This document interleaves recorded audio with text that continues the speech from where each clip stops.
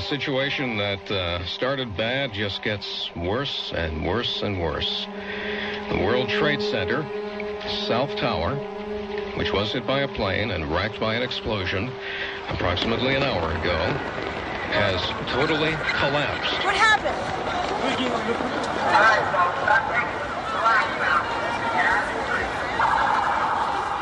If you're just joining us this morning, you're in for a horrific surprise.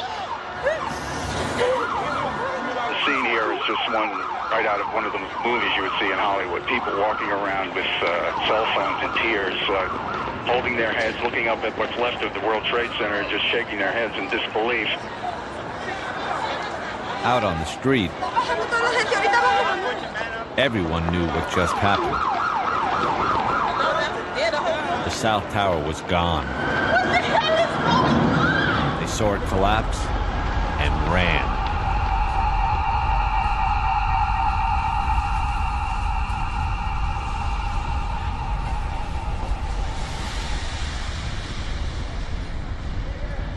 I waited. Time slowed down and everything became pitch black. In the wake of the terrorist attacks, America has truly come together. Prayer services, blood drives, children collecting pennies. Americans responded with a spirit that underscores what's best about our country. But we can do more. To help those families devastated September 11th, we should make certain a college education is available to each and every one of their children. We can do that with your help. For assistance or to make a donation, call this number. Helping these families will show just how much we care.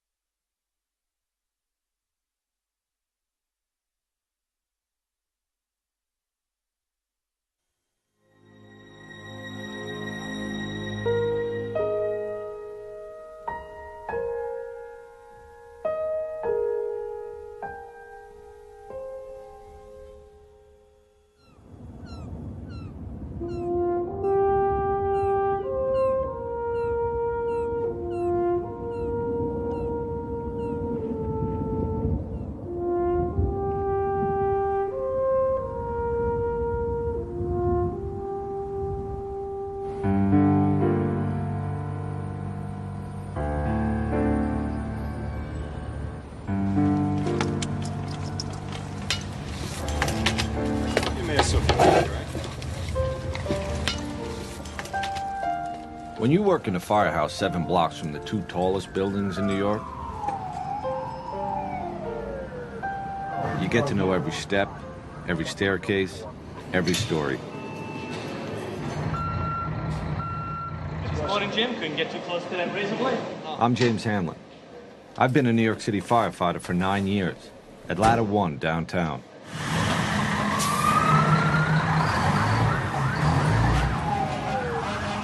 Last summer, the summer before 9/11, there were days we'd go to the Trade Center 5 times in a single shift. 10-4, we're going to also send you some help. My point is, we knew those towers as well as anybody. But nobody expected September 11th.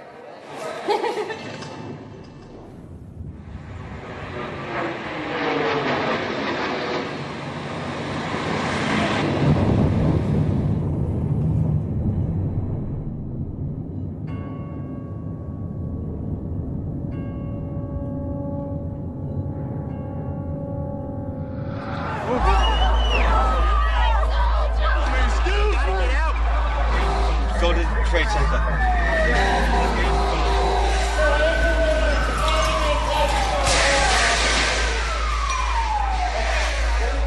On that day, guys from my firehouse, my best friends, were some of the first firefighters in the Tower 1 after the plane hit.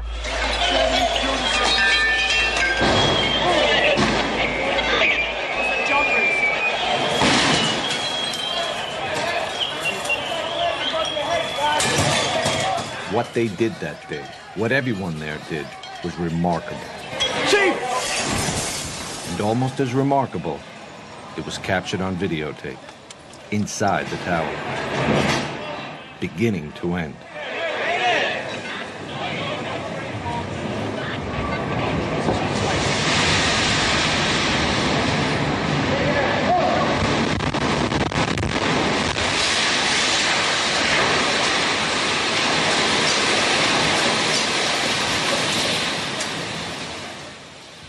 The tape was shot by two brothers, Jules and Gideon Naudet. Holy shit.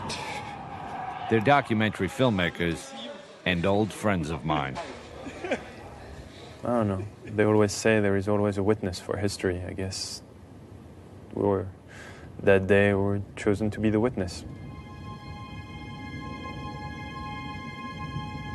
The strange thing is, the tape, the whole story, it kind of happened by accident.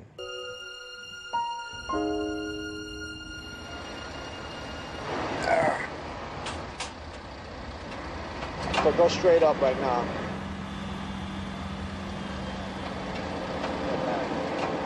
Get back. There's a lot of things going on at all times, you know? Shit's hitting the fan, the roof starts to collapse, you gotta get off. You know, you gotta really improvise. Right. You know what I mean? Right. Basically, you have to be on the top of your game. Right. You're not the OV. You're on the top of your game. This is not a joke, this job. You know? Right. It's a lot of things to think about, you know? And tunnel vision, focus, really, because that's what's going to keep you alive, and that's what's going to give you the opportunity to help anybody else. Right. Right. You ready to go down? Fire or no fire, Tony had learned a lot that summer. Get him over the roof, make sure he gets down. Sure, he had a ways to go, but we'd teach him. Far as we knew, there was plenty of time. A few days later, Jules cooked a French dinner for the guys. At least he tried to. Decided to cook leg of lamb, which I told him for a long time was one of my specialties. I think he cooked one, and we really needed at least 5. Where's Frenchie? A couple more meals like this, we'll be able to share shirts. All right, I got a small piece, so what? Not my mistake. We stayed up late, just telling jokes and busting chops. This is it. That's all that's left. This is the best part of the meat. Even though the guys were making fun of us because we didn't cook enough, we're all having a great time. We're getting accepted. Touchdown! Oh. You were just shaking it in the head. I don't know. We all joked all night long. It was really a great night. Little did we know. It was the night of September 10th.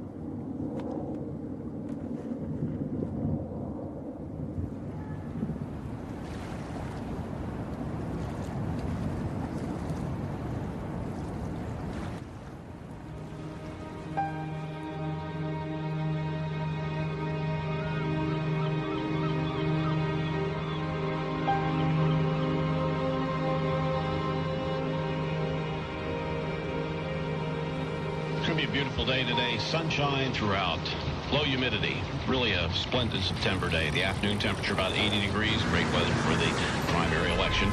Tonight clear and cool, low 60 in Midtown. It's begun to sound like some sort of a cliche, but really, September 11th started out like every other day. Well, currently winds out of the northwest 6 miles per hour. Relative humidity 70%. 66 in Newark, 64 degrees in Bridgeport, 67 in Midtown, and heading for 80.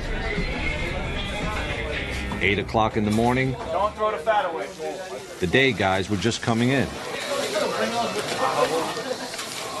I was off that day.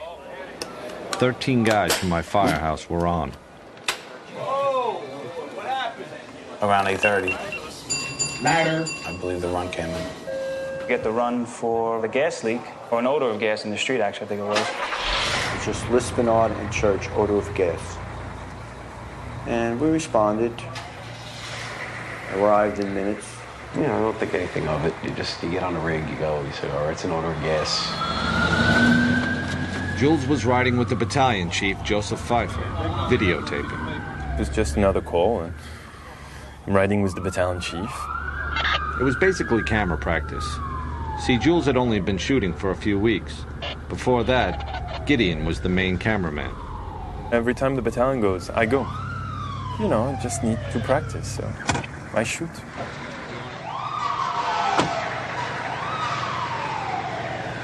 And I don't stop. You wanted to check the water gas pop over here? Water gas mains right here. Right down there. We checked the area with meters, and it was kind of routine and pretty simple. It was 8:46 in the morning. And then we heard a plane come over, and in Manhattan, you don't hear planes too often, especially loud ones.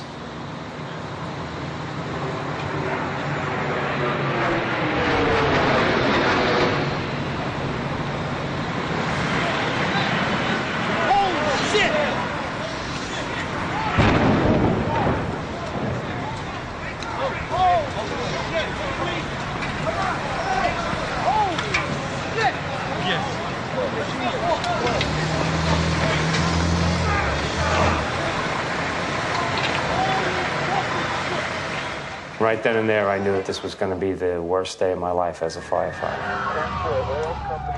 Immediately, I knew this wasn't an accident. What am I doing on this? Go to the trade center.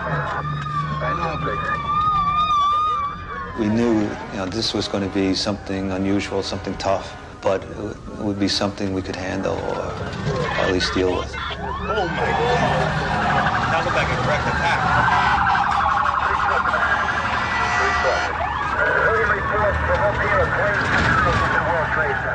Chief Pfeiffer made the first official report. Battalion 1 to Manhattan. We have a number of floors on fire. It looked like the plane was aiming towards the building. Transmit a third alarm. We'll have the staging area at Vesey and West Street. It was probably a 2-minute ride, but it seemed like it was forever because there was a lot of things going through your head. Felt sorry for the people, the people inside the building. What was going to happen, nobody had any idea. We've never experienced something like this before.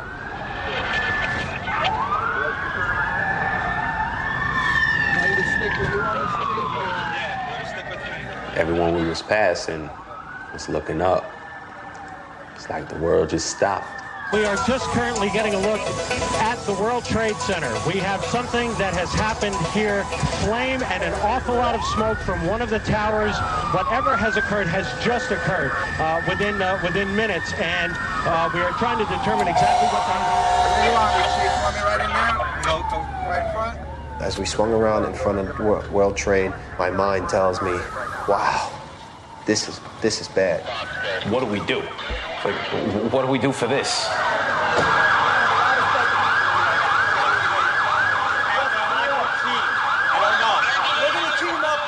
We park right under the awning of One World Trade Center. Chief Pfeiffer puts his gear on, and I remember asking him, Chief, can I come in with you? I want to come in with you. And he says, yep. Yeah, you stay with me. Come in with me, never leave my sight. We got the chance. I go in, and I hear screams, and right to my right, there is 2 people on fire, burning. I just didn't want to film that. It was like, no one should see this. Pfeiffer was the first chief into the building. Right away, a guy from the Port Authority told him the damage was somewhere above the 78th floor. But all you had to do was look around. It was obvious. Something had happened right there in the lobby. You just saw that all the windows were blown out. The lobby looked like the plane hit the lobby. Later, they'd figure out that flaming jet fuel had shot straight down the elevator shaft. All of this damage was done already.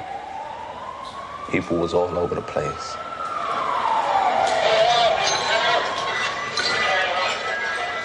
So you knew it was going to be worse.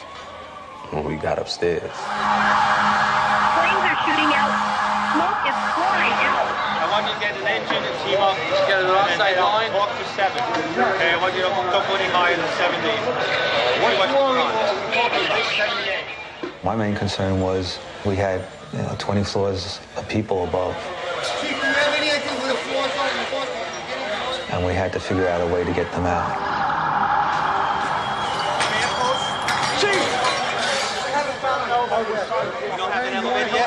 As it turned out, we had no usable elevators.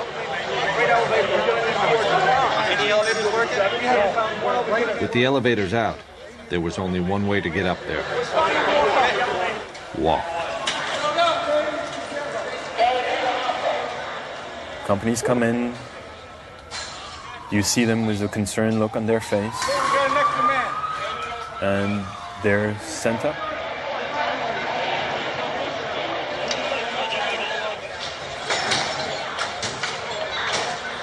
A firefighter in full gear, carrying 60-something pounds of hose and equipment.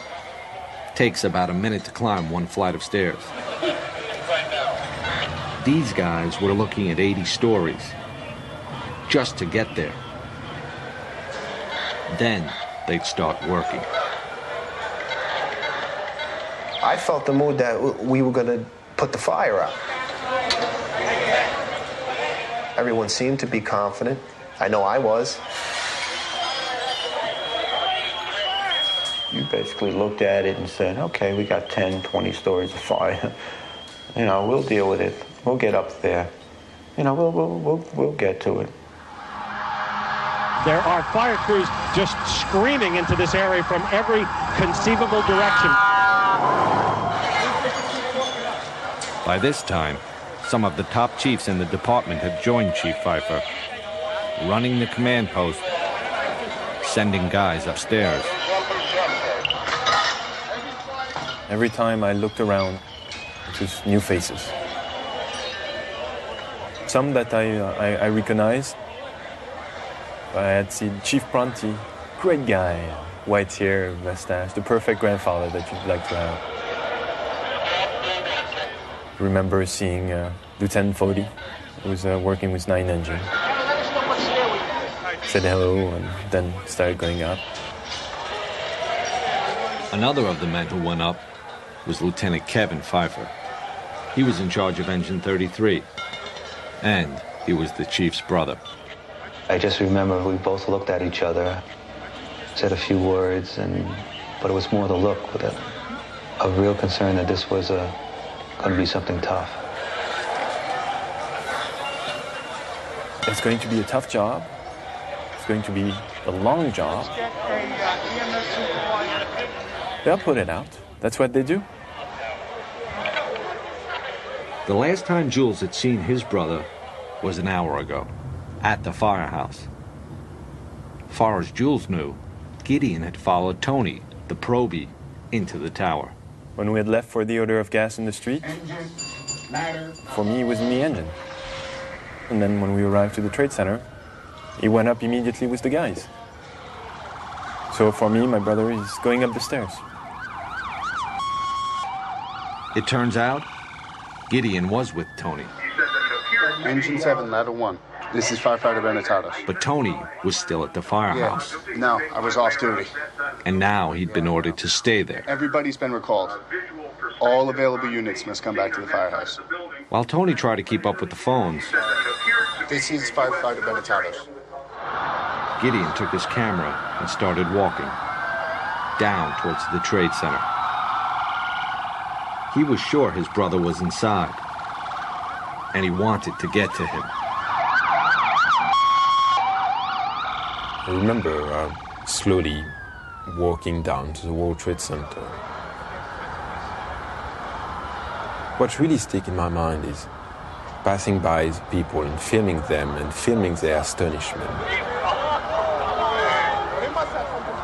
And the eyes saying, this is not happening.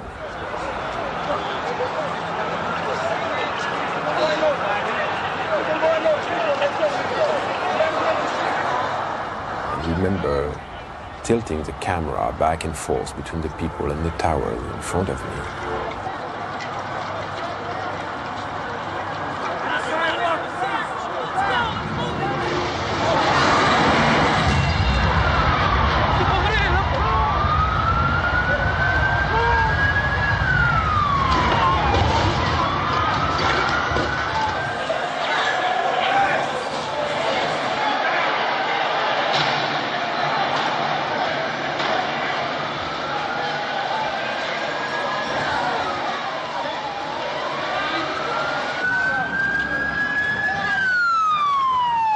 Both towers of the World Trade Center have been hit by aircraft. Both are in flames. Both suffered explosions.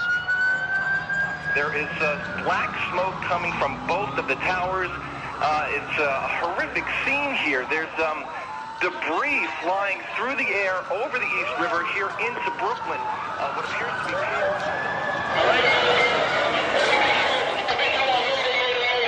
Mayday. There were two planes. I saw the second one hit. It hit the other tower. All we knew was that a second plane hit, and we had a lot of people trapped. Stay together. Stay together. Let me know what's going on. You're just going to have to walk. You have no way to go. Second plane is with motherfuckers. Now the Chiefs would have to set up a whole other operation over in Tower 2. I'm going to send him up. I get no chief up there.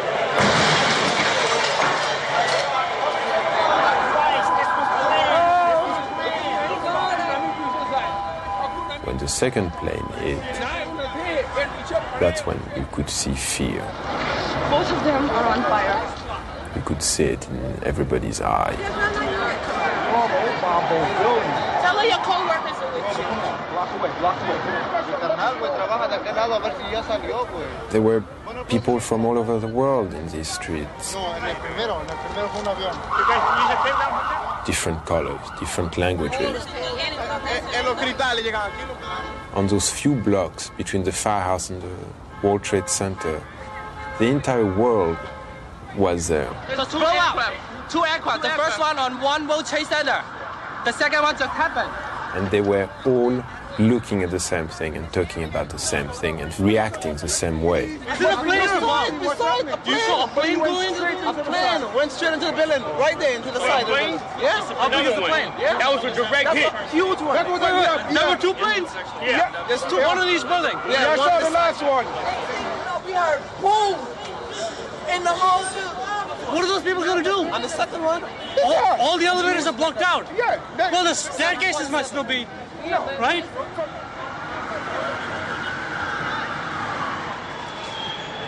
Stairs were crowded. People were coming down burnt. Upstairs in Tower 1, the guys from my firehouse were now 10 floors up and climbing. If we did talk, it was to the people coming down, trying to comfort them, tell them it's all right, get out, stay calm. I wound up finding a woman in the C staircase. Her arms were all burned. She was just sitting there, basically in shock. So I picked her up under her arms, and I put her in with a group of guys, and I asked the group of guys to, take it down. I spoke with one person. I think the highest floor that I had heard was about a survivor from the 80th floor coming down. So we know that that was intact. We knew it was going to be a long haul getting up there. And you had to try to conserve as much energy as possible, if that was even possible. I'm hot. I could feel the blood in my neck pumping. I could feel my whole heart, my whole system is really working. I knew we had to get up to help people. We had to get up there. I knew we'd get there, but it was just going to take a while. You're talking about thousands of casualties and thousands of potential casualties. They was pretty much saying, God bless you, can't believe y'all going up and we're coming down.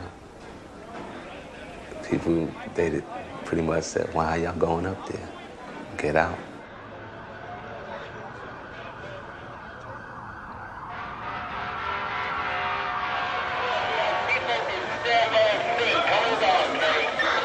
Their concern was to get everybody out. That was the key. As much people out as possible.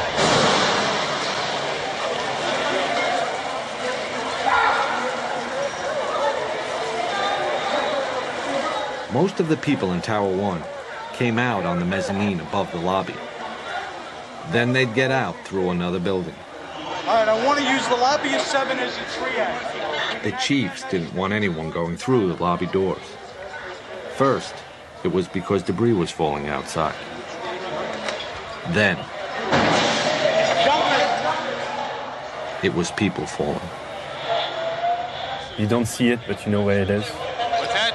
And you know that every time you hear that crashing sound, it's a life which is extinguished. It's not something you could get used to. And the sound was so loud.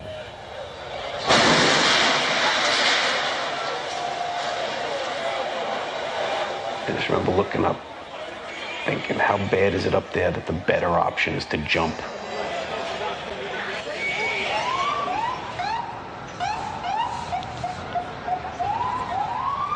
Let's go, get off the corners, let's go! Like something out of the Tower Inferno, like a movie.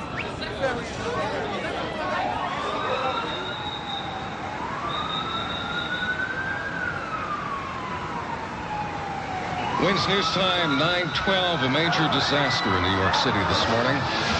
Breaking news now on 1010 Wins. Well, we now have some insight as to what's going on the air here. The FBI is now investigating reports of a plane hijacking before these crashes we're telling you about at the World Trade Center towers this morning. Rescue crews are making their way to the scene, and all of this unfolding in one of the busiest places in the world, downtown Manhattan.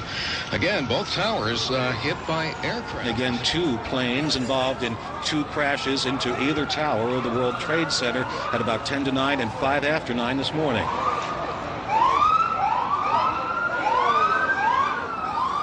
Pieces of the building and the planes actually landed blocks away.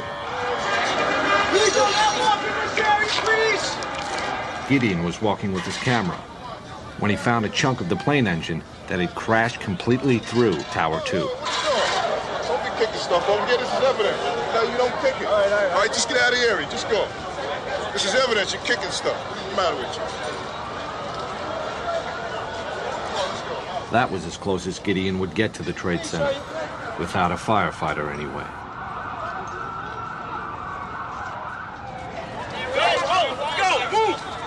So I decided that the smartest thing to do was to slowly walk back to the firehouse and find a way to go to Jules. We're just getting word now. One of the 2 planes was hijacked after takeoff from Boston. This is 2 airplanes have crashed into the World Trade Center in an apparent terrorist attack on our country. We now have reports of a fire at the Pentagon. A fire at the Pentagon being reported this morning. I was just saying that officials are calling this an act of terrorism. They're saying that's clearly what it is, clearly not an accident. Arriving back at the firehouse, and Tony is still alone, and he has no clue of what to do. The Pentagon's on fucking fire? War. This is war. And just by listening to him, freaking out and swearing and behaving like I've never seen him behaving, Tony was expressing what we all felt. At that point, I saw the fireman in him taking over. I can't believe the fucking Pentagon. Somebody has balls. I mean, a few times he was just pulling his gear and about to rush to the door, and realizing that he was the only one in charge of this empty firehouse, and going back to the house watch and looking again at those pictures on TV, and just to make sure that it was real. We have these 2 enormous explosions at the World Trade Center here Tony in New York. just wanted to go there.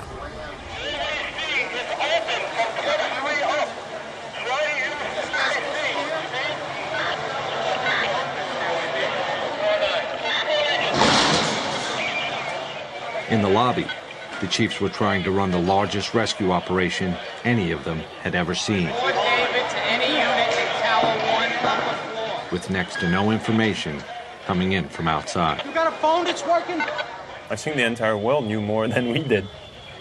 Everybody had seen the attacks. Everybody had seen the tower burning. De New York, un avion s'est encastré dans une des deux. Had seen the Pentagon. For us, we didn't have a clue of what was going on outside our lobby.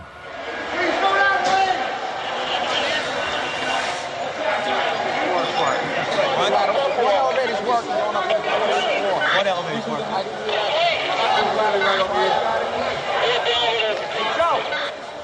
It was like a beehive, that place.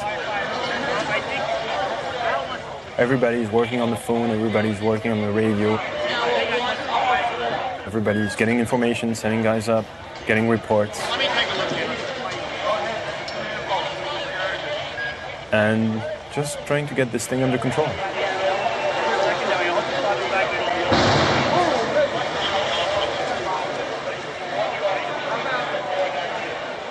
At one point, there was even a rumor a third plane was heading in.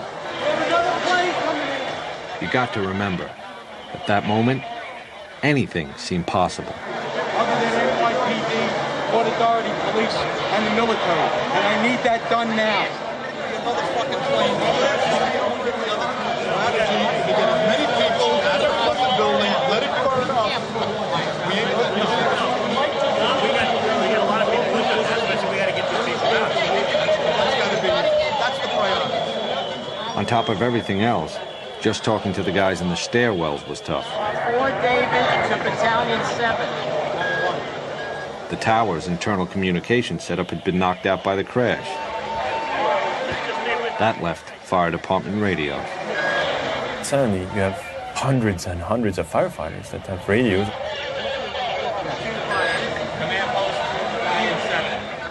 It seems to become more and more difficult.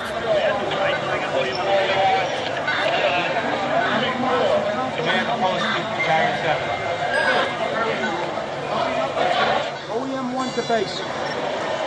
Please provide me again with your location. Is there anyone in this car? Is there anyone in this car?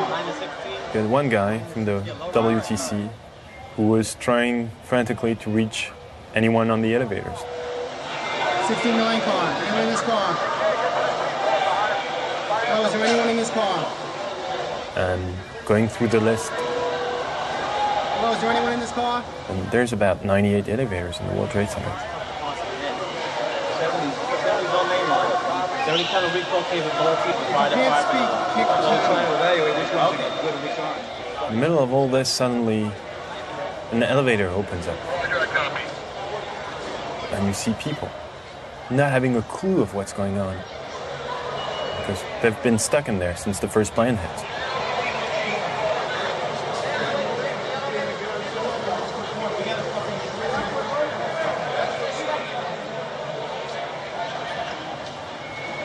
I was seeing the look on the firefighters.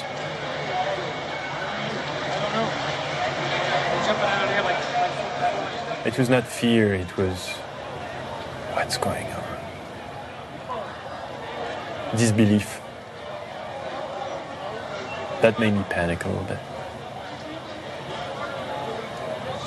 That made me panic.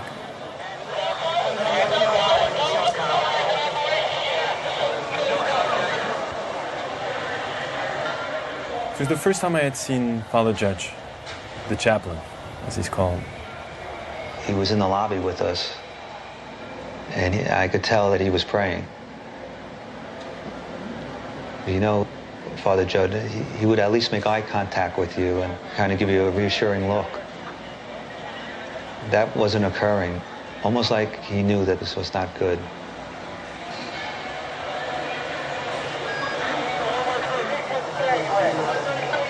This is a dangerous way to go out.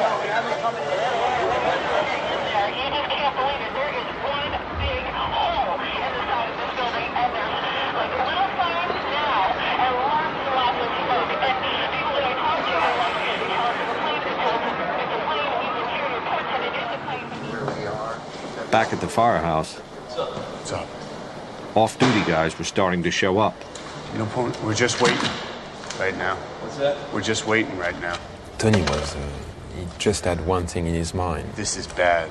To go there. And he couldn't. 2 Swift alarms right away. And you know the fucking Pentagon is burning now. What? The Pentagon's burning. I want everybody to stay here and they're going to deploy us as needed. Right now they got enough guys down there. They want us in case anything else breaks out. And that's when Chief Burns arrived. I need a cup of coffee. Larry Burns joined the fire department in 1957, retired a battalion chief 3 years ago. I couldn't wait. I had to get down there. Because you know what? They're my firefighters. It's my building. It's my city. Leave your gear all together, get a flashlight, and a bottle of water. Okay. Told the probie, get your gear, let's go. I remember Tony asking me to bring him some gloves, medical gloves. Grab a box of gloves. Go grab a box of gloves. And by the time I found them and rushed back, they were gone. The probie and the retired chief were lost in the crowd, headed down to the Trade Center.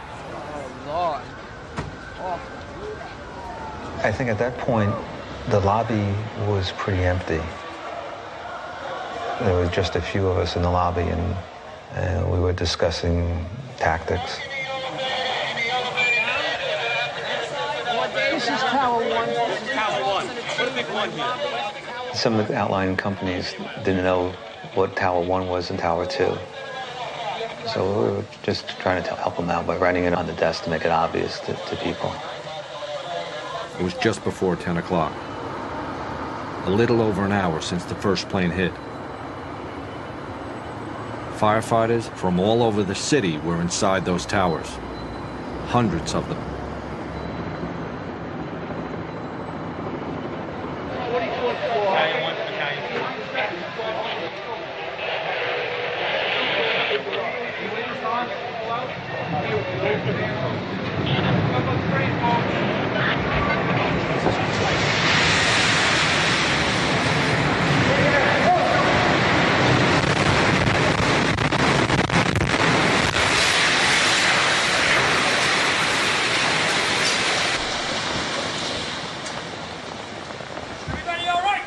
Okay. How's the way out of here? And then realize, okay, I'm not dead. Yeah, right here. So let's turn on my floodlight on top of my camera. All right, come on down this way. Yeah, let's get out the way we came in. Okay, come on back. Everybody down. Inside the Trade Center, all Jules and Chief Pfeiffer knew, all anyone knew,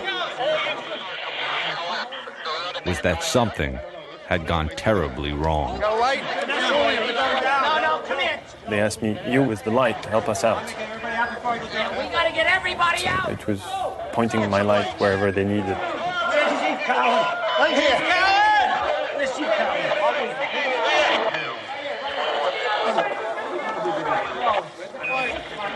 I remember seeing Chief Pfeiffer.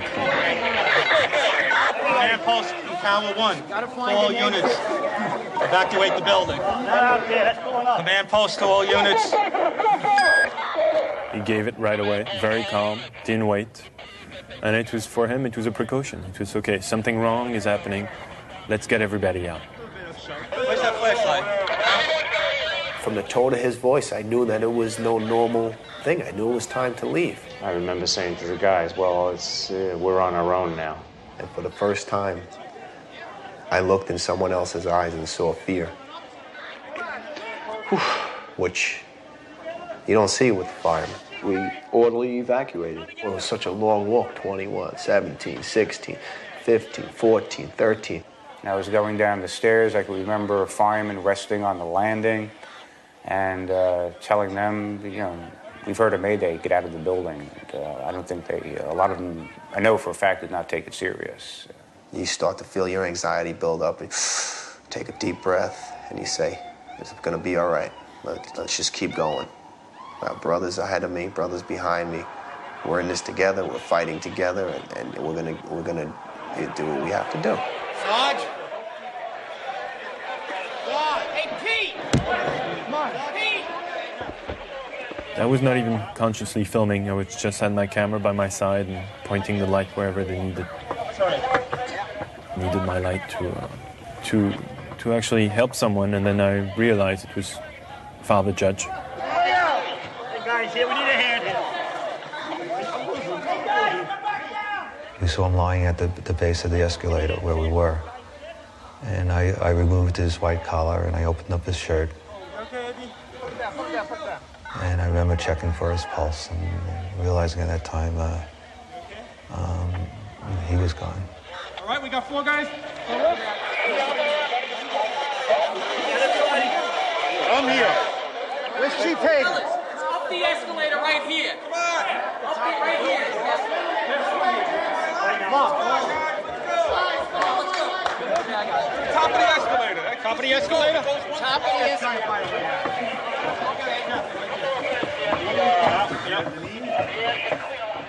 After that, we had to figure out how to get out of where we were.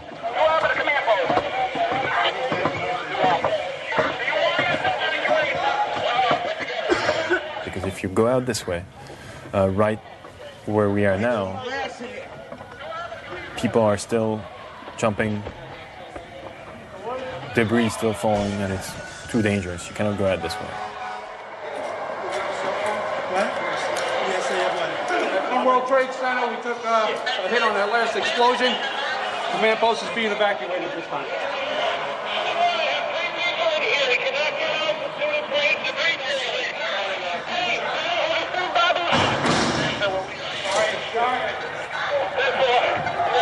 Can we get out here? Out this way, too?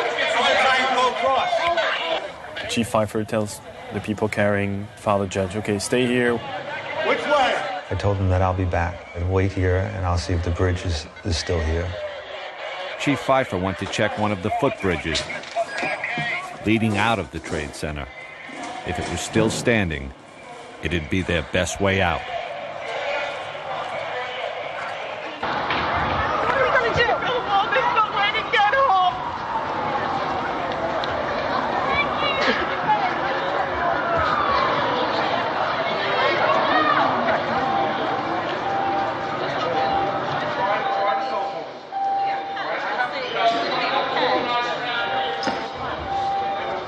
Did you hear what happened with the other tower? You see the tower collapse? The top or the whole thing? It looked like the whole thing, and now what they said was the FBI just came here and they said that a third plane is what did it. Another plane hit it. We'll head down together.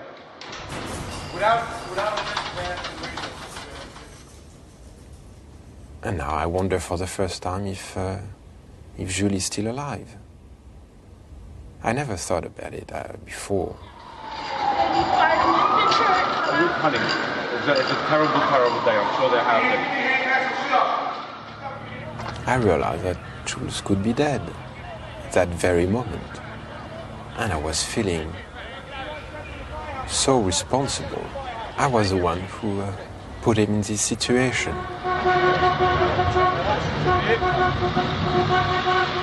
I had to find Jules. Gideon hitched a ride with 3 off-duty firemen, determined to get to the Trade Center the only way they could, in a pickup truck.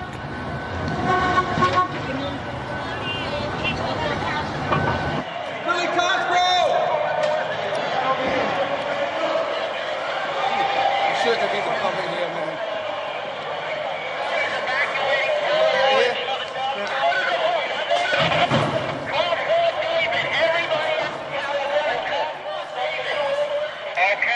Battalion 1 to Division 1. We walk and we walk and we walk. And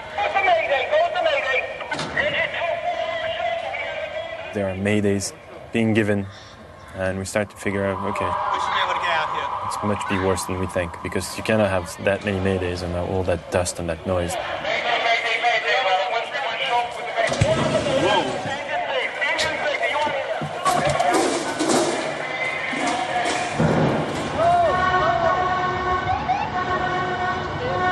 That's when I felt the danger for the first time.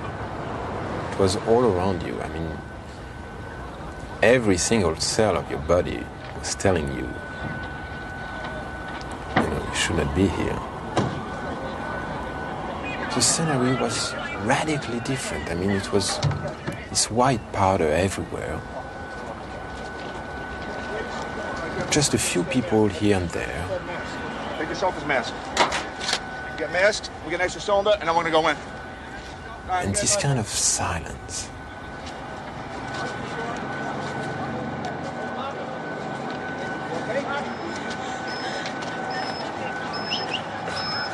You have ambulances straight down. Of course, there's no word on casualties. You have ambulances straight down. But suffice to say, the loss of life presumably profound. Ambulance straight down.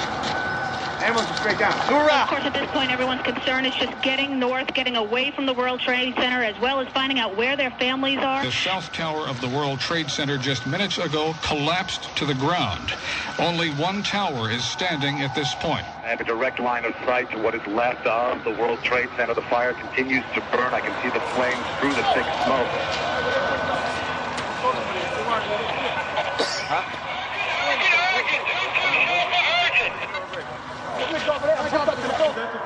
Battalion 1 to Chief Calvin. Follow the chief. By this time, Chief Pfeiffer had found a safe exit and tried to radio the men in the lobby. No answer. So we walked across the bridge back towards the Trade Center. Still trying to call on the radio and not getting through.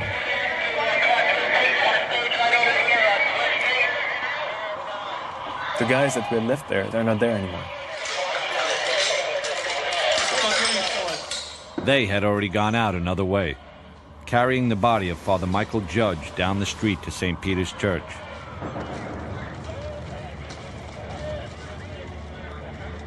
They laid his body on the altar.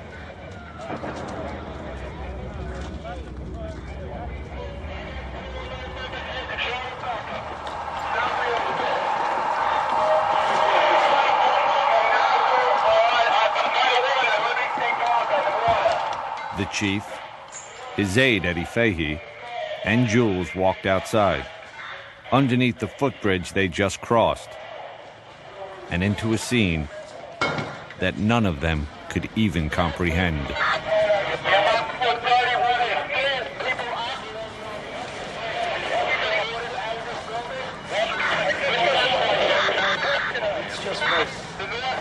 And there's debris everywhere. There's dust covering the entire place.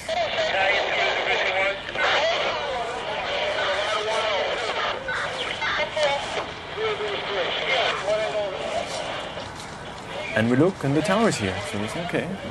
Probably to something else. The tower is nice, it's standing. The other one, we can't see it, but it's probably just, on the other side, and no one tells us.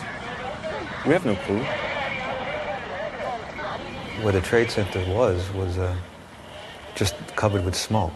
And that's not unusual for a fire to have a building disappear behind the smoke.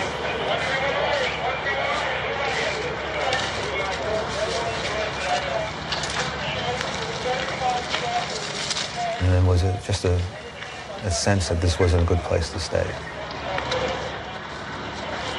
So we walk north.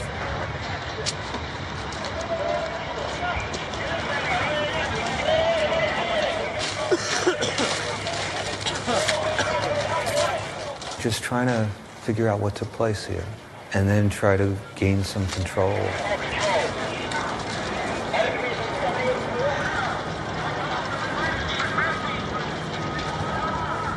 So we started to rebuild some sort of structure.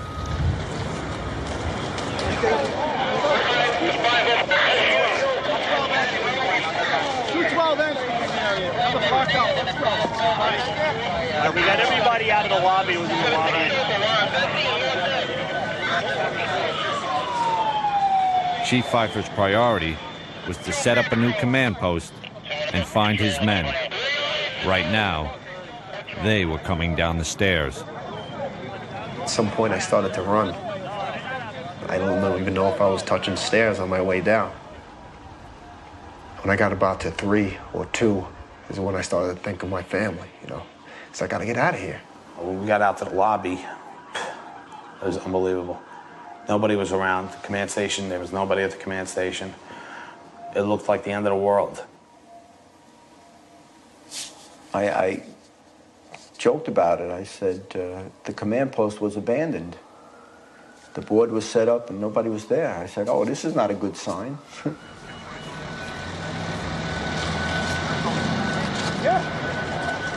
I knew there was nothing I could really do. I mean, I was not a fireman. I had absolutely no medical expertise at all. As just a civilian. But as a cameraman, yeah, there was something I could do. And it was to document what was happening. So the cameraman took over, just film.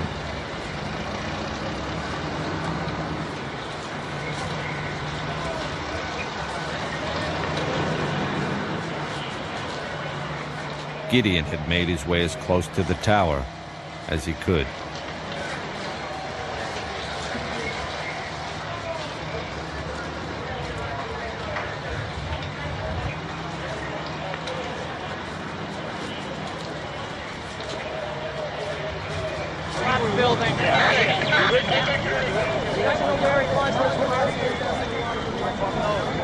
Strange enough, I kept the only thing that was my preoccupation was to clean my lens.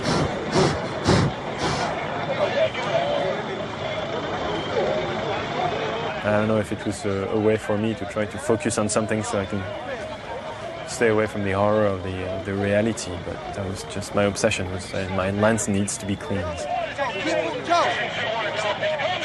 Jules was with Chief Pfeiffer, who was plotting his next move. The firefighters from my house had reached the lobby and scattered. You know, kind of walking at this point. We knew we were out of the building, felt we were safe. Unfortunately, there were people jumping out of windows. You could see them hitting the ground all around you, debris hitting the ground. I thought we was going to get out the building, the chiefs will meet up, then we come up with a plan, and then we go back in. That's what I thought it would be something like. Just before I walked out, a fireman out in the middle of the street was yelling at me, wait, wait, throwing up his hands. And that time I waited, and there was a big thud, and then another thud, and there was 2 people who had fallen or jumped from way high up. Get yourself accounted for with Chief Goring down at staging. Let's move. Come on, officers. Basically, everybody was standing right in the shadow of Tower 1. It was 10:28 in the morning. And then comes that sound again.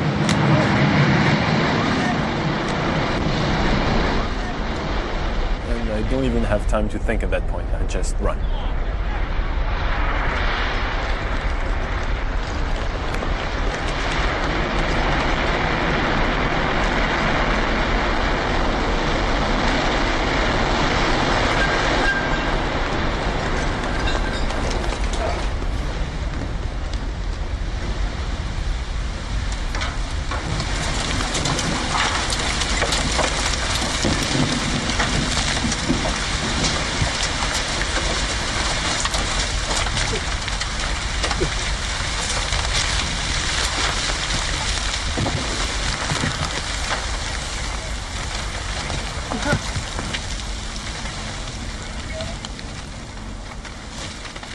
And it's dead silence. There's nothing. No radio calls, no sound, nothing.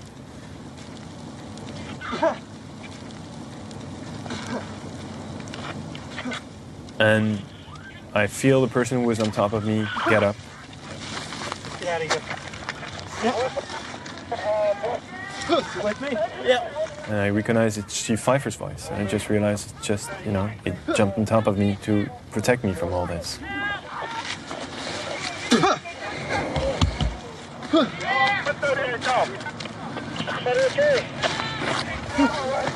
are the old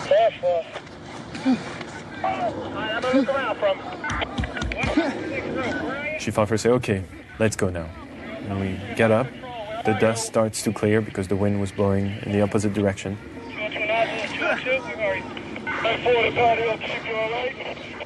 After that, it was just trying to literally walk around the block and regroup and walk back to the scene and see what we could do.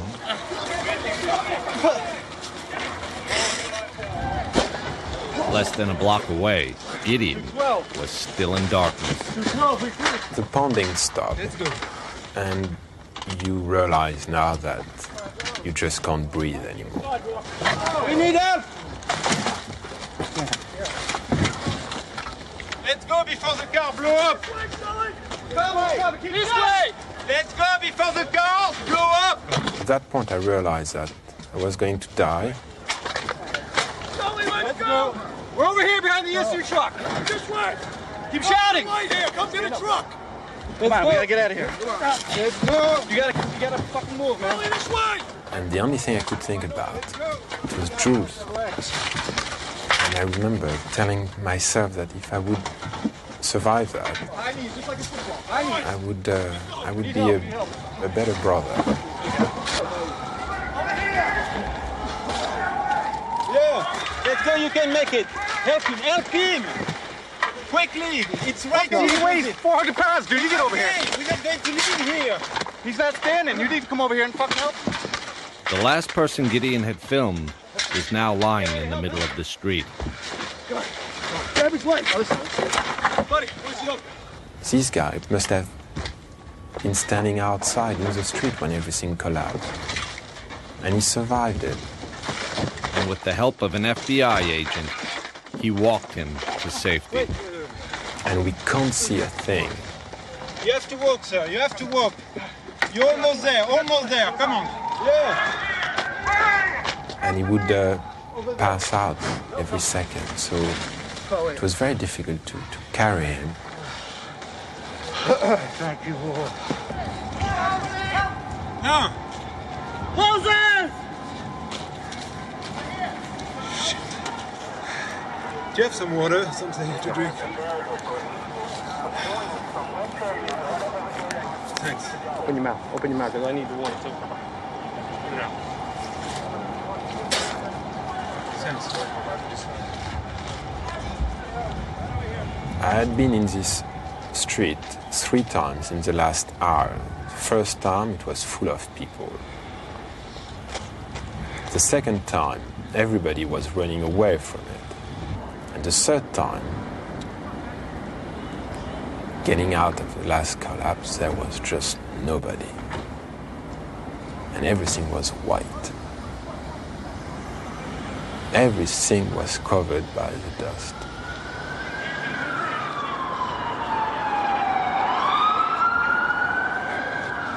Holy shit.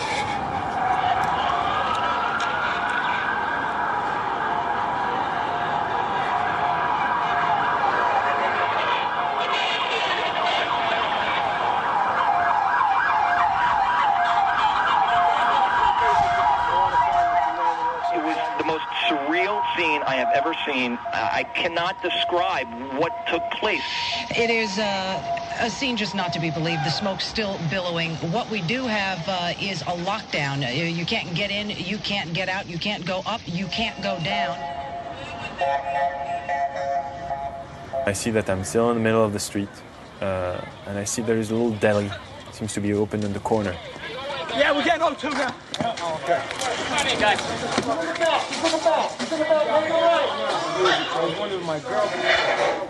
A lot of people injured. Firefighters, bloody nose, things like that.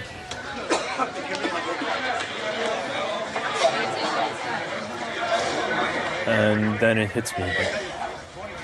Now, where's my brother?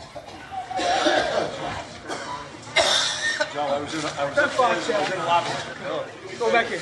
I start realizing that I've probably lost my brother.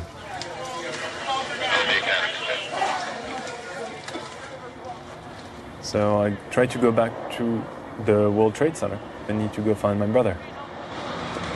Where are the guys? I have no idea. I was with Chief Pfeiffer.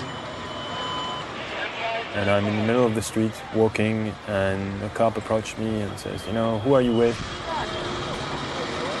I'm with the chief of with Battalion 1. Oh, you're Battalion 1? Yeah. You got ID? I don't have ID. I have my letter of, from the commissioner. Take your letter and your camera and get out of here. All right? Go. So I go back up, walk north, not really knowing where I'm going. Police department? No, I'm making a documentary on the fire department. Come on, this ain't fucking Disneyland. Let's go.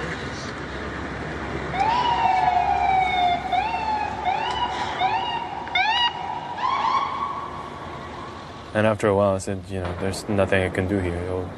I need to go back to the firehouse. Maybe they'll have some news. And maybe he's already back there. But at that point, I think he's dead. And it becomes too overwhelming.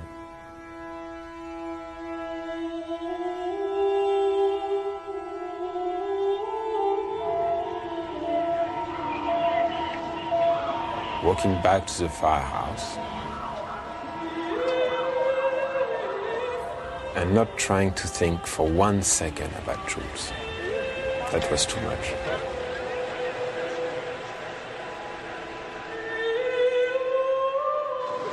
Don't worry, honey. We'll stand.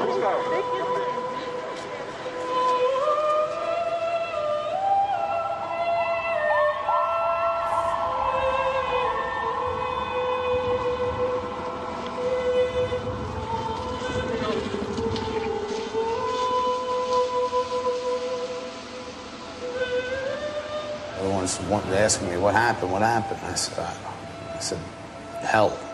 Hell is what happened.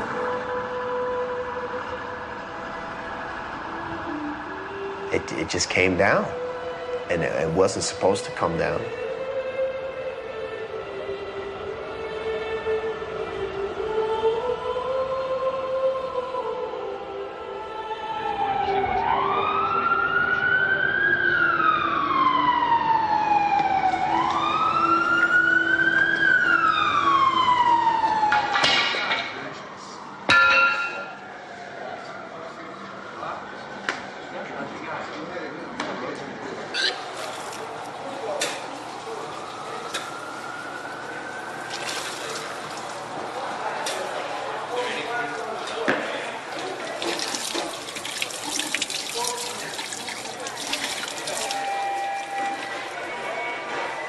Came back to the firehouse.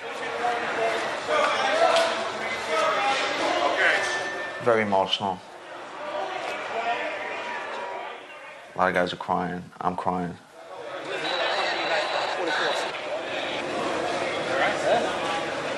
Where the fuck are you? I couldn't get back in. They won't let me off. Well, leave the opportunity here. Hold on, man. Still, we don't know how many guys are missing. Down here looking. I got thrown into 2 ambulances. We bolted, we ran. I never got so many hugs in my life. They were glad to be alive hugs. It was a great thing to know that people were surviving this. I thought you guys were dead. Not the only one. I thought I was dead.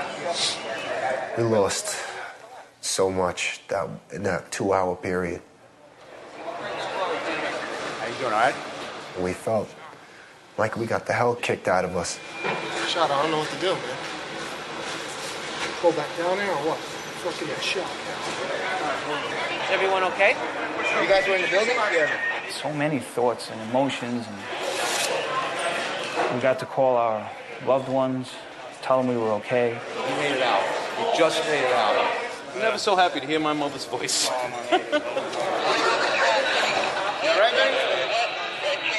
Little to little, the guys started to come back, one by one.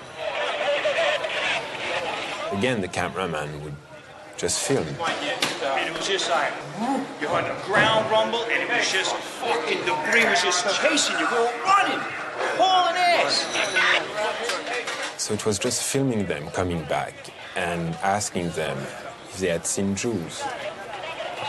And nobody could answer this question. What's up, brother? What's up? It was extremely frustrating and annoying. One guy from the firehouse came to me and I asked him, have you seen Jules? Do you know where he is? And he looked at me and he said, yes, he's behind you. And I turned over and Jules was there in the firehouse. I didn't even see him coming in. And it was like meeting for the first time.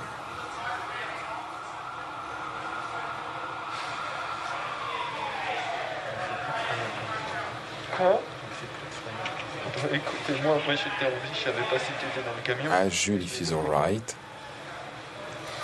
He tells me yes. He tells me that he was all that time in the lobby.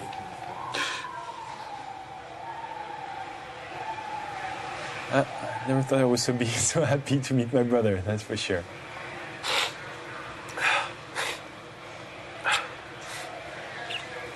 Cry like babies for about 10 minutes.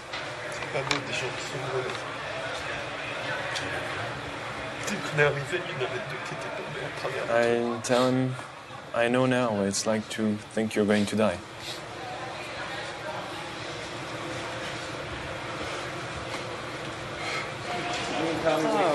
Fuck, man. We're worried about you. You don't know what happened to you guys.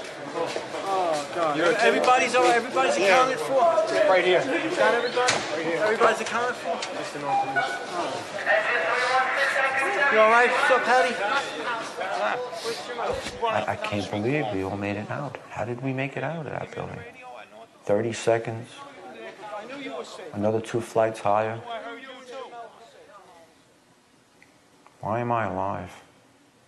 So many others are dead.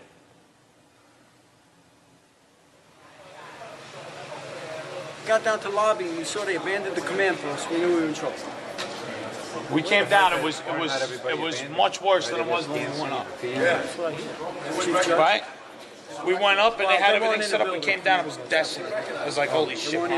We came down to the lobby. It was like close to the war zone. There was nobody there. Where the fuck? What do we do? We made it outside. We made it about a block. We made it at least 2 blocks, and we started running. Floor by floor, it started popping out. It was if they had detonated. Yeah, if they were planned to take down a building. Boom, boom, boom, boom, boom, boom, boom, boom. All the way down. I was watching it and running. Just ran up West Street. And then you just sort of this cloud of shit chasing you down. Couldn't outrun it. West Street. I couldn't outrun it. So what'd you do? I jumped behind a battalion car. I hit under the car. I was waiting to die. The scene here is reminiscent of a nuclear winter. Right now, everyone is walking around with masks covering their face. There's people just wandering the streets, covered in blood, covered in plaster. They were near the site when the buildings collapsed. We're about to this 20th floor. We hear this fucking rumbling, and I guess that's when 2 came down. I guess it hit 1, crushed out the Marriott, whatever. We're right. We're fucking dead. I guess the best way to sum this up is the World Trade Center is no more. Sit down. The loss of life, one can only imagine, is just enormous. It must be incomprehensible at this point. They have a fireman's body in house on the floor. They dragged him in, but they can't identify him because the shirt where his name is ripped and it's only half a body. The building started shaking. I started running, and then by the time I got to the bottom, there was bodies hitting the ground. Chaplain, we carried out the chaplain. He was dead. It exploded and it all just blew his whole head. They fired upon the chaplain? Whole crack. He had no pulse, nothing. The way we looked out, we were in 1. 2 fell first, and then they told us to get out. 2 fell first? 2 fell first. I can't figure this out.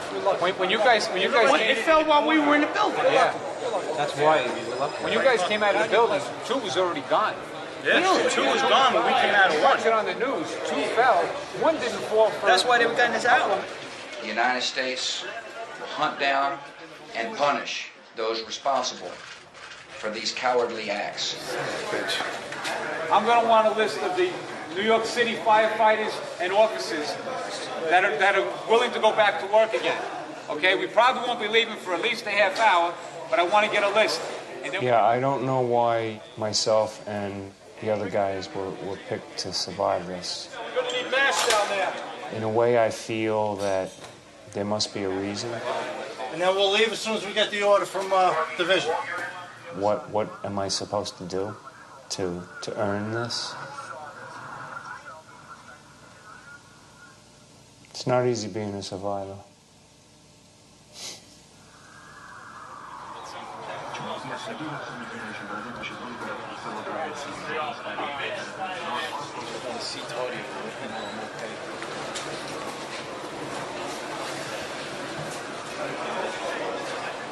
Put your head back now, gently. Okay? Yeah. Oh, that day changed everything. I think I got fibers in there. You got fibers in there. When I came back that day to the firehouse, one firefighter came to me and he said, you know, yesterday you had one brother. Today you have 50. Good to see you.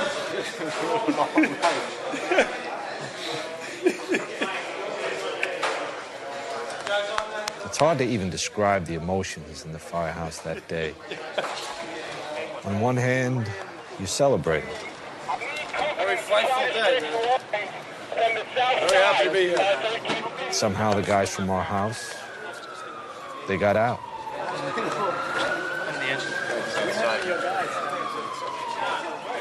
Everybody come back one by one at the firehouse, except one. Did you see Tony over there, Benetatos? Tony. Benetatos is the only one that... Here we were, all accounted for, except for Tony. Everybody was wondering about Tony. At the same time, we knew hundreds of firefighters, thousands of people had to have died in those towers.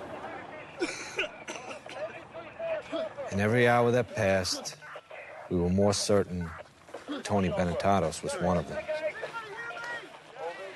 Hey guys, Deputy Chief Hill called. 1st Division, he doesn't want anybody else down here right now. They got 1 million guys that are standing around doing nothing. So it's a direct order from Hill. I'd come in from home, and yeah, we were ordered to stay at the firehouse. But the truth is, the guys had to go back. Had to start digging for survivors. That fucking mentality, get in there, get in there, get in there, get the people out. It's bred in you, it's programmed into you. I had to go back and find the kid.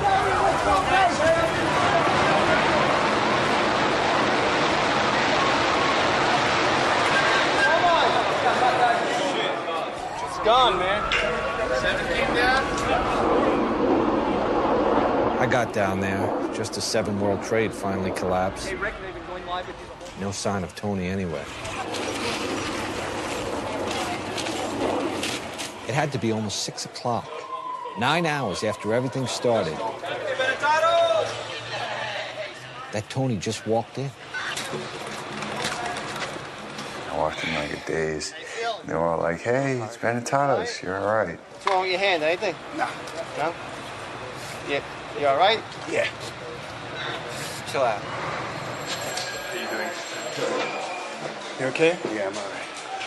What happened on your end? I was in the building. Were you? Is everyone from the house? Everyone? Everybody accounted for. Sit down over there, grab some benches. You want something to drink? Want something to eat? How you doing, Tony? Nice vitamin C there for you. All right? So everyone's accounted for? What do you want here? Everyone who was out at the box? You were the last one. You motherfuckers, man. I was so sure you dudes were dead. I'm fucking digging through shit. And you fuckers are chilling here eating oranges? And I'm roaming around looking for you. The last one that went out there came back, and we were all okay. I left here right after the first collapse. Turns out, Tony had been with Larry Burns the whole time, the probie and the retired chief. They were right there when Tower 1 came down.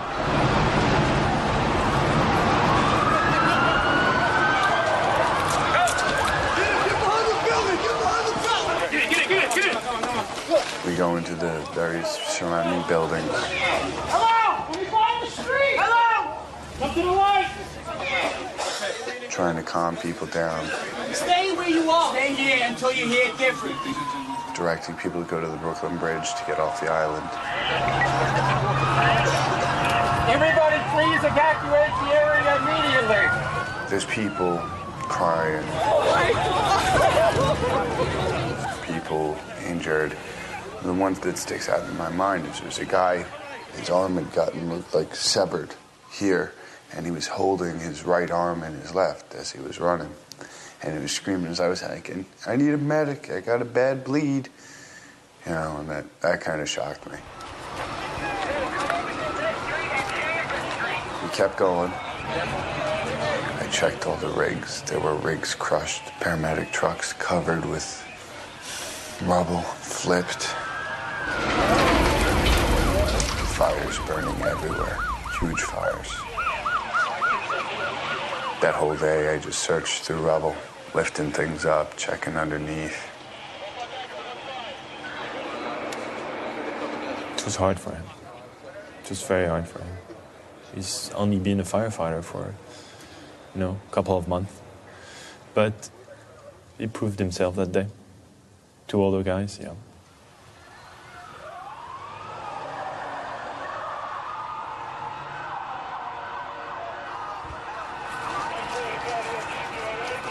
There was so much that we didn't know about that first day.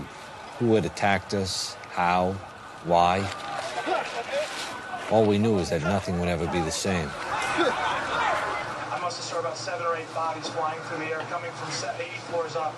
And then, of course, the images of the replay that never stops of the planes hitting, the towers coming down. And it was like, okay, enough TV. Thankfully, the power went out about that time, so it was a relief. This generator maybe in the courtyard, and then we'll hook the lights into it. I got 2 more sets of lights coming. The entire downtown Manhattan lose power. It was really this feeling that we're going to be there for a long time.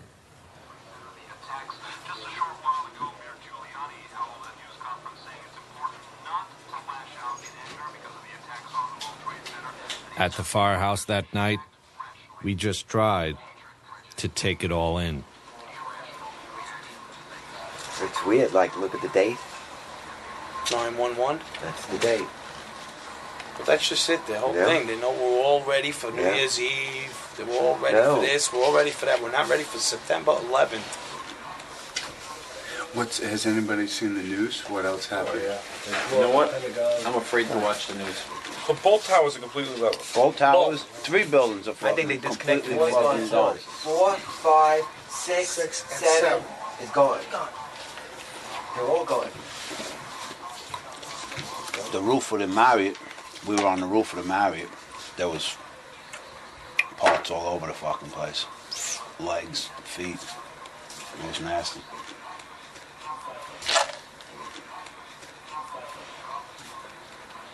You all right, brother? Yeah, I'm all right.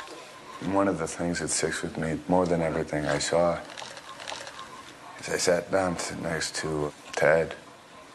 He looked real bad. I said, Tony, man, it was raining bodies.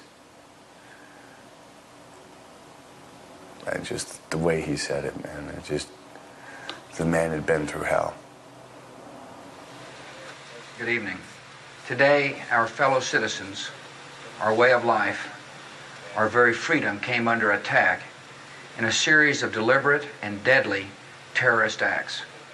It's a very depressed, dismal, miserable mood. Secretaries, businessmen and women, military... Hundreds of your firemen, thousands of civilians are gone. As quickly as you blow out a match, they're gone. Flip a switch, they're gone. That's it. This buildings came down. Gone.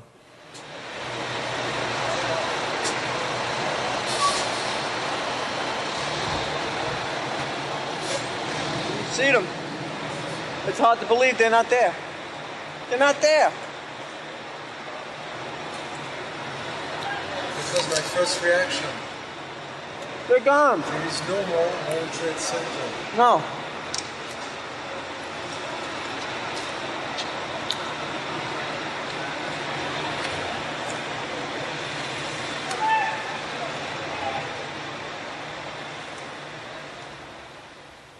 It did happen, right? It's not something that I'm going to close my eyes and open them again and I'm going to see the tower, right? It's not there.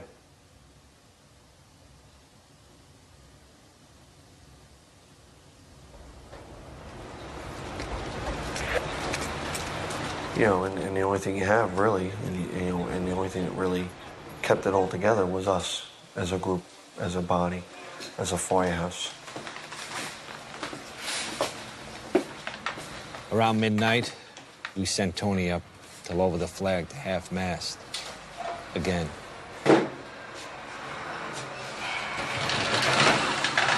There's going to be a lot of pain to deal with in the future.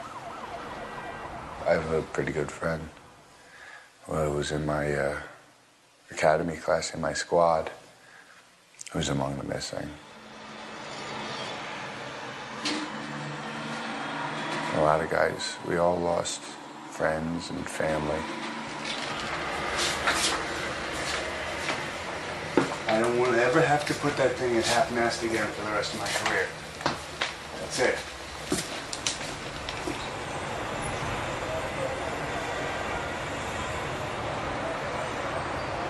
Until the recall ends, it's 24 on, 24 off, 24 on, 24 off. We got word that we'd start digging in the morning. Some of the guys with wives and kids went home, just for a few hours. They knew it might be days before they'd see their families again.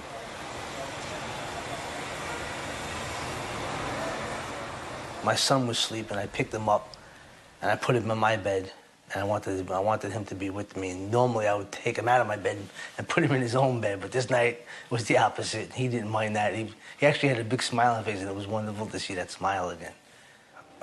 Probably the best entrance I ever made to a place. And the kids came out, and we just kind of all cried in one big hug. And it was, we just cried.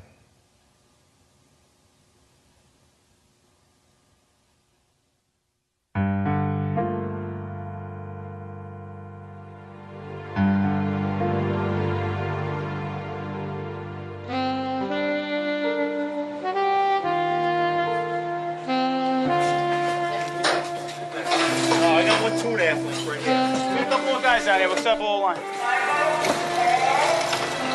just let me climb up there. Keep the 3.5 in the middle so we Came back to the firehouse the next day.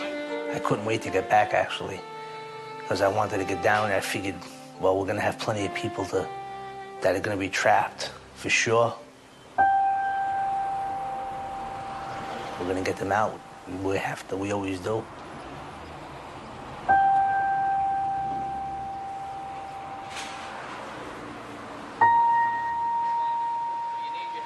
I don't know if anyone's really pulled themselves together. Focus on what you're doing today. I mean, time enough in a couple of weeks to really take in what happened to our guys. But today, you must focus on what you're doing.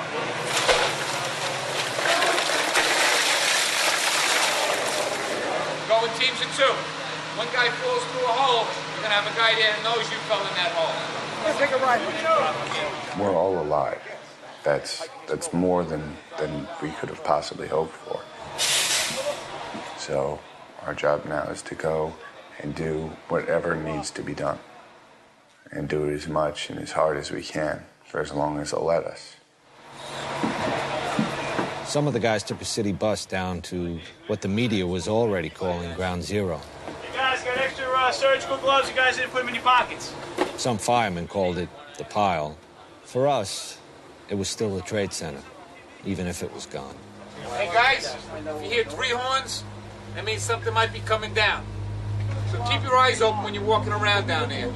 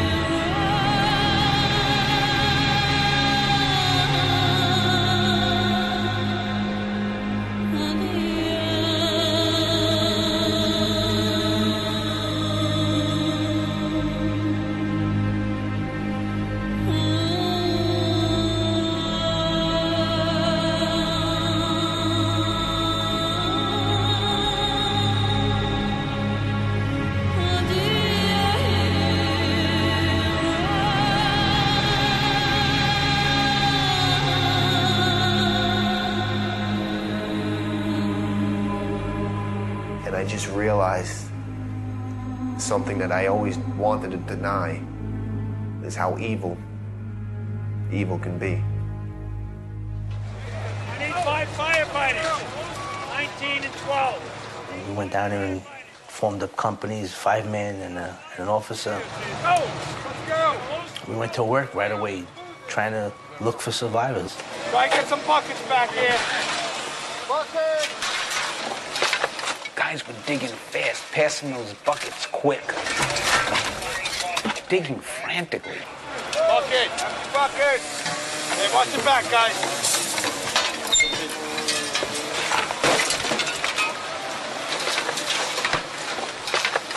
We'd be digging, and all of a sudden everybody would say, quiet.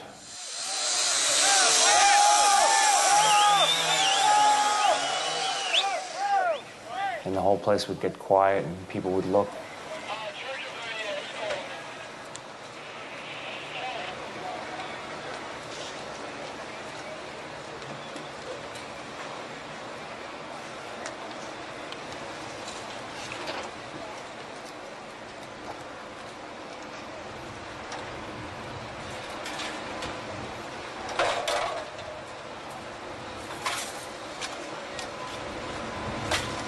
Hello?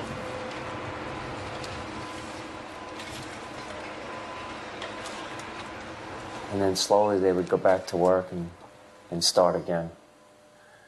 And that's how things went down there.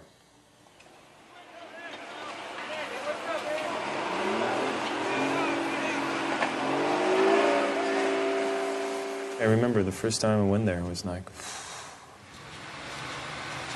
you know, gateway to hell.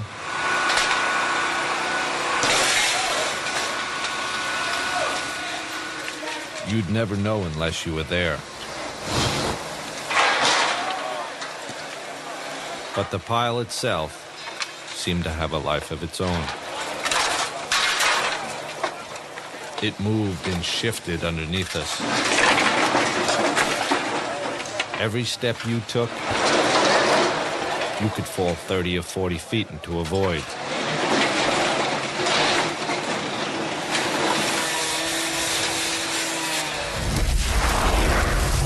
It spewed fire when we dug into it and had buried thousands of people beyond our reach. All we saw was steel, and I didn't know how we were going to get below that. Like, how are we going to find anybody in this? you know, and you get up on this pile and you're digging with a shovel or you're digging with a pickaxe or something like that. Your attempts seem futile. And, you know, it's like a drop in the bucket.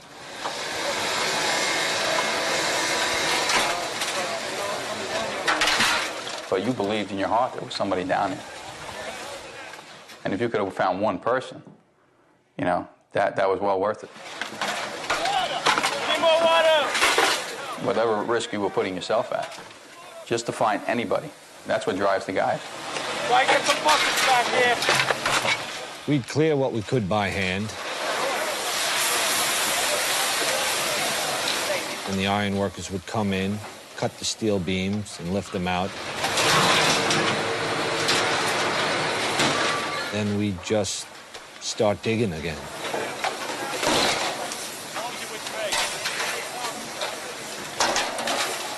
You have 2 110-story office buildings.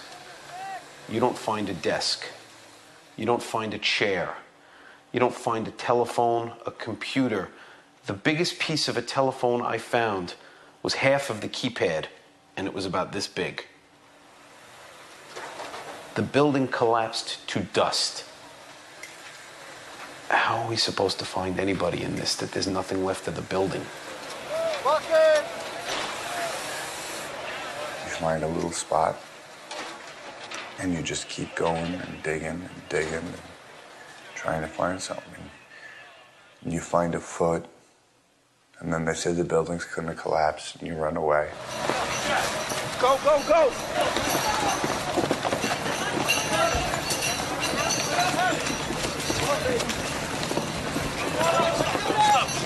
Okay. And then we would go back and mostly just dug.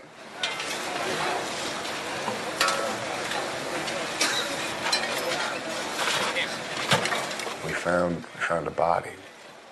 It was a girl. She was dead. She was definitely dead. All her clothes had been burned off her. She looked to be pregnant. Some people thought maybe she was just bloated, but I don't think so. She was encased in rubble. And we had her about halfway uncovered. We had getting the body bag ready, and then they told us to run. And we ran. So I never got to see if they got her out. It would have felt good saying, all right, at least I got one person out. One family will be able to have a decent funeral.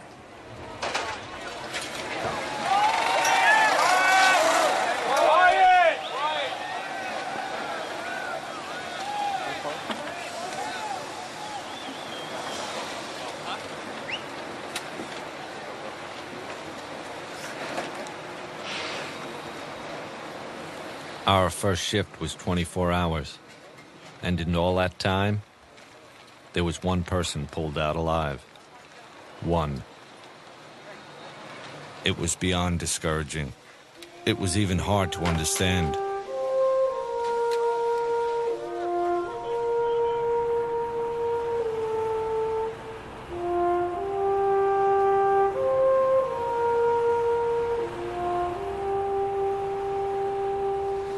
It was weird in a way. Walking back to the firehouse, people were cheering us. But we sure didn't feel like heroes. Every day, total strangers were showing up with supplies. Somebody said that you could still use towels, so Yes, that's the end of the towels. Thank you very much. Thank you very much. They opened up the doors, and lo and behold, deliveries were coming by the ton. Kitchen. Or just go right around that corner, just dump them on the floor. You can't eat all the cookies they're giving you. No. I know it's early in the operation here, but I just wanted to thank everyone for all the hard work that they've been doing. How we're here, only God knows. But again, guys, thank you so much. I really You have no idea how much love I Check the lockers, bro. Check the lockers, all the lockers, take whatever. It's something special, you know, when guys are relentless and just going back and forth. Guys with nails in their hand, taping it up, gashes, blood everywhere, just taping it up and saying, let's go back, let's see what we can do to make this situation a little better.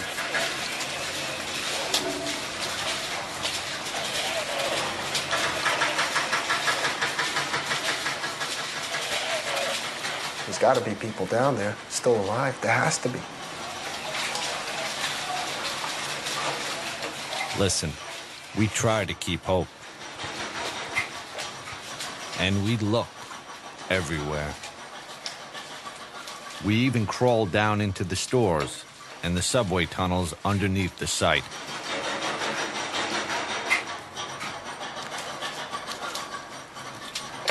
But as days turned into weeks, you began to accept. There just wasn't anybody to find. But we never stopped looking. Hey, Chief. Yes, sir. We got another body over here. Firemen deal with ugly things every day. It's part of the job. But this was worse. You have that body back? Day after day, it pushed guys to their limit, maybe past it.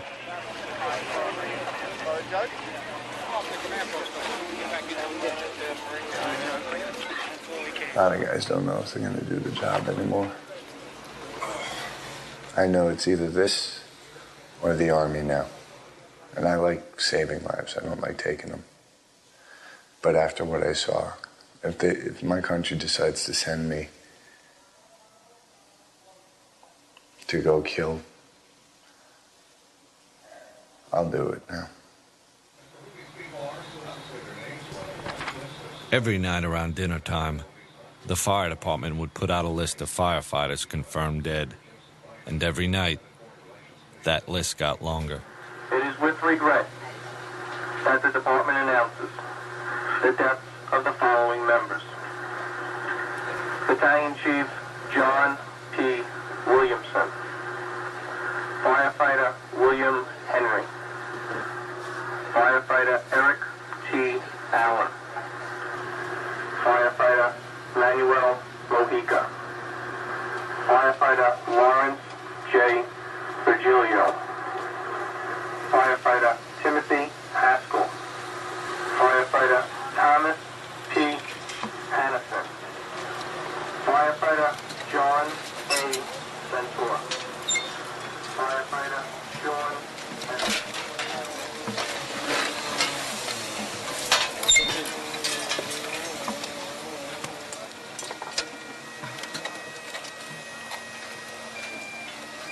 We lost so many people that everybody has lost dear friends, and not just one or two, but dozens.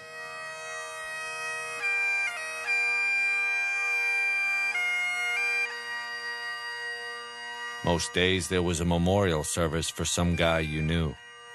Some days 2 or 3, some days 4.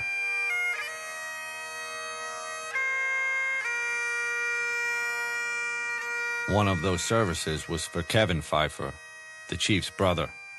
He was last seen in the stairs of Tower 1, directing guys to the fastest way out of the building. I would say that Chief Pfeiffer's brother saved my life. Saved a lot of lives. And I remember walking down West Street and just remembering saying, how much my brother and I used to love being downtown and doing this job. And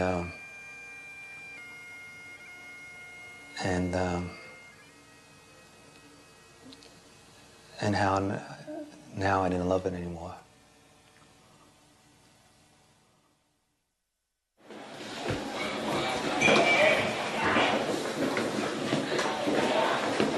Some of the guys hiked up the stairs in a building near the site, but not to put out a fire or rescue civilians.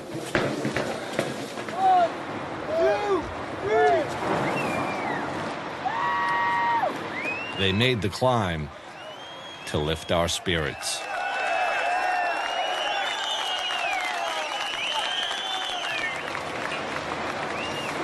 It's like our moment in time, our disaster to handle. Every generation's gone through it.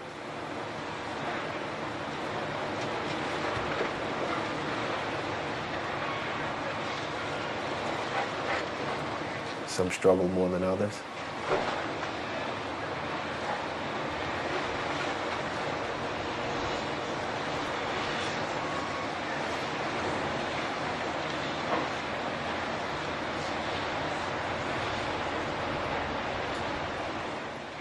We just have to try to take it for what it's worth and go on. As you see, little by little, life starting to go on.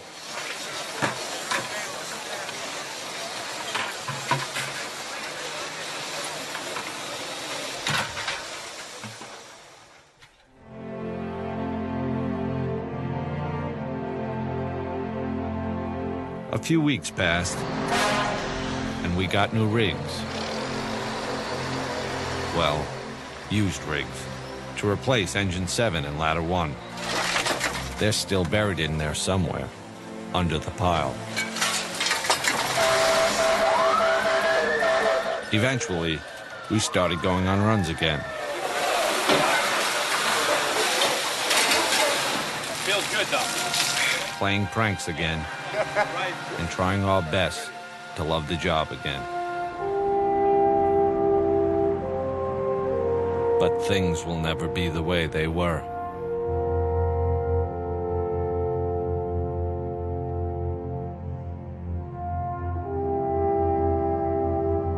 Every now and then still wonder, is it really true, you know? I know it happened, but I don't know. How do you deal with something like this? It's the 11th every day for me when I wake up. So do you want the new tape? As for Jules and Gideon, it's strange how things work out. In the beginning, they came to me and they said, let's make a documentary about a boy becoming a man during his 9-month probationary period. Turns out Tony became a man in about 9 hours, trying to help out on 9/11. You know how you can tell that? He's not bragging about it. It said to Phil. We were the only ones on the ticket. It said to Phil 1075. Do I feel like it's given me more of a sense of self-worth? Yes. Has it made me a man? No. What's a man? You know, I'll still watch cartoons and do my stupid things. I'm just a person who tries to do good, just like every other person in the fire department. For the fire department, now it's about rebuilding. Somehow. At our firehouse, we've already got new probies to break in. You get one chance to make a first impression. 2 guys fresh out of the academy. It's strange to think they'll never know what it was like to be a New York City fireman before September 11th.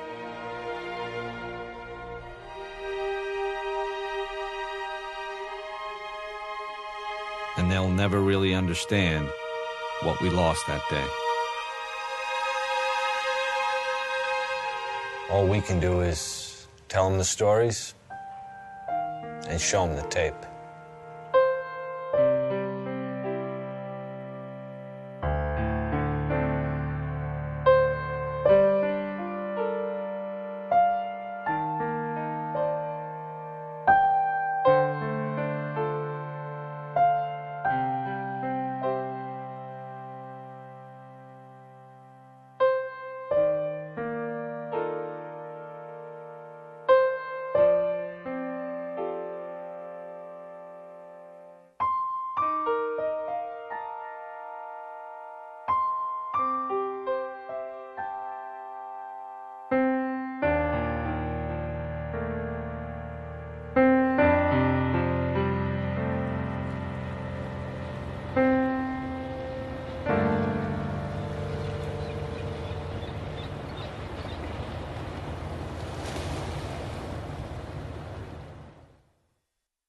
The valley is hushed, and the flowers are all dying. The meadow here is white with the winter snow. Lone as I stand in the place where Danny's lying, I say a silent prayer. Somehow I know He hears me there.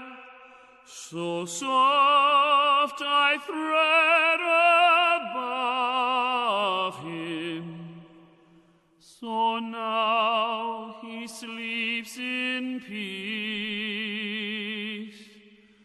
He hears Danny's voice no more. Oh, Danny boy, the pipes are calling from glen to glen and down the mountainside. The summer's gone and all the flowers are dying. 'Tis you must go and I must bide. But come you're back when summer's in the meadow, or when the valley's hushed and white with snow. 'Tis I'll be here in sunshine or in shadow. Oh, Danny boy, I love you so. And when you come, and all the flowers are dying, and I am dead, as dead I well may be, you'll come and find the place where I am lying, and kneel and say an Ave there for me, and I will hear the soft you thread above me, and on my grave will warmer, sweeter be, for you will bend and tell me that you love me, and I shall sleep in peace until you come to me.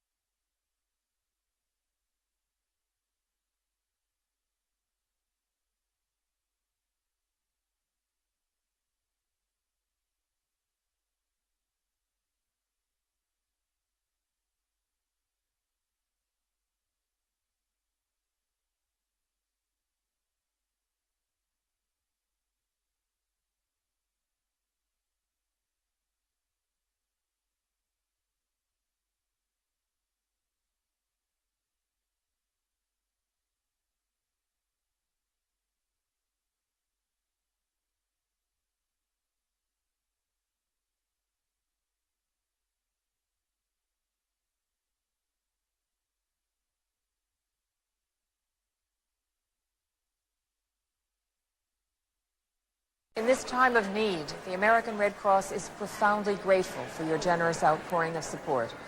A long period of uncertainty and recovery awaits us all. Thanks to your contributions, the American Red Cross is providing life-saving assistance, including food, shelter, grief counseling, and precious blood. We still need your help. Please call 1-800-HELP-NOW to offer your financial support. Thank you. Together, we can save a life. We pledge our lives, our fortunes, and our honor. What your country can do for you, ask what you can do for your country. We shall overcome. This great nation will endure as it has endured. We will not tire, we will not falter, and we will not fail.